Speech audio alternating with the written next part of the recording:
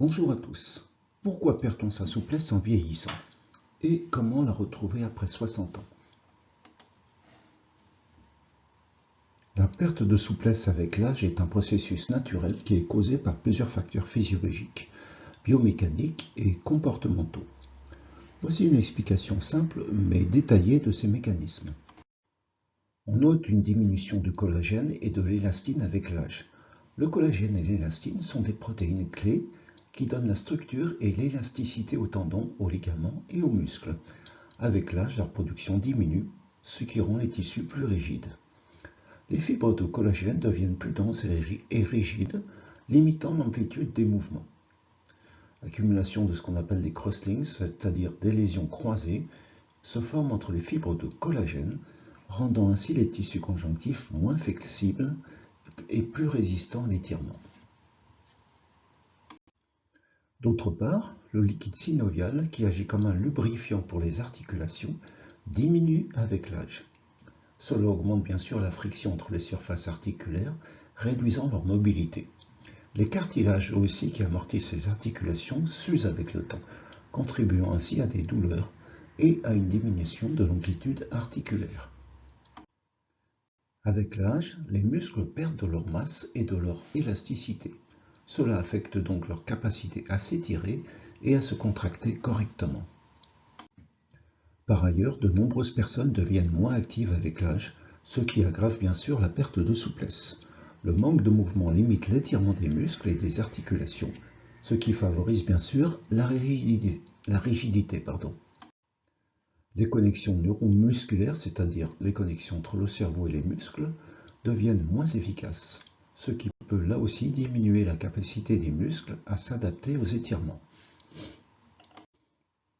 Les tissus musculaires et conjonctifs contiennent beaucoup d'eau. Avec l'âge, ces tissus se déshydratent, ce qui réduit leur élasticité et leur capacité à se mouvoir facilement.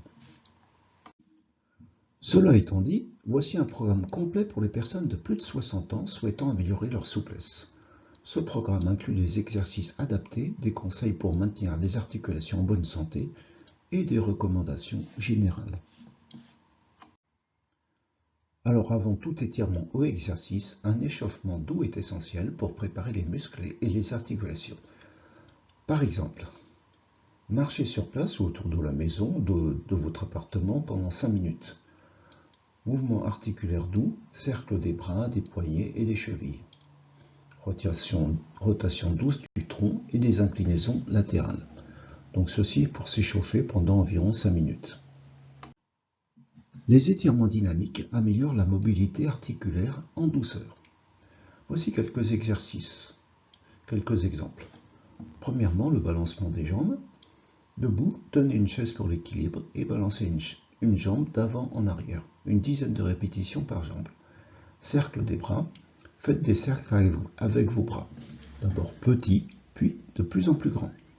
Faites 10 répétitions dans chaque direction. Rotation du tronc. Debout, les bras en croix, tournez lentement le haut du corps de gauche à droite.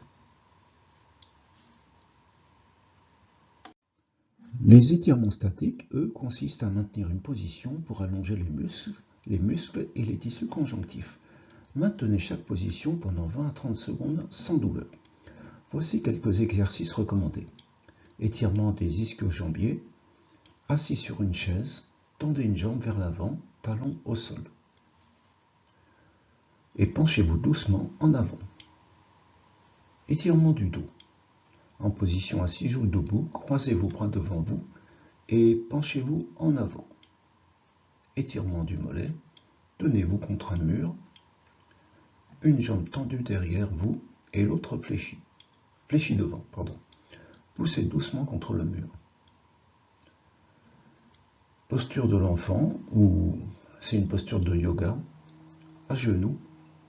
Asseyez-vous sur vos talons et penchez-vous en avant, les bras étendus au sol.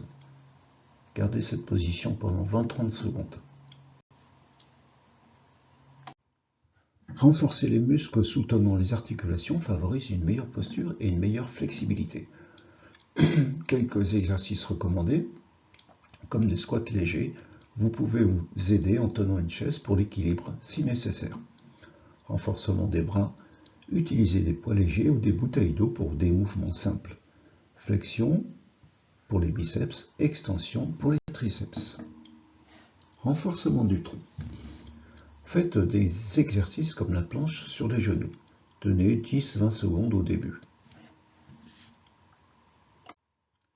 Le yoga ou le tai chi sont intéressants car ces disciplines améliorent non seulement la souplesse, mais aussi l'équilibre, la force et la respiration.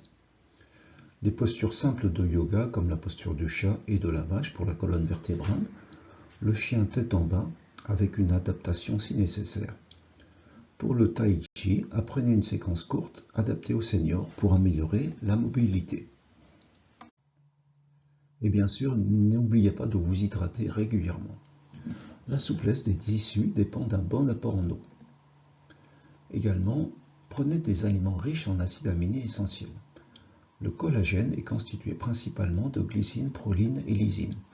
Ce sont des acides aminés qui peuvent être obtenus à partir de sources végétales, comme les légumineuses, lentilles, pois chiches, haricots, les graines de chia, de lin, de tournesol, les noix, noix de Grenoble, amandes, noix de cajou, céréales complètes, quinoa, sarrasin, avoine.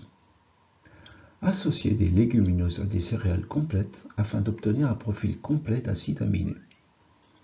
Qu'est-ce qu'il faut éviter pour préserver le collagène et l'élastine? Ce sont des facteurs bien connus qui accélèrent la dégradation de ces protéines, notamment l'exposition excessive au soleil, car les rayons UV dégradent le collagène et l'élastine de la peau et même des articulations. Le tabac. Le tabagisme réduit la capacité de synthèse du collagène. Le sucre.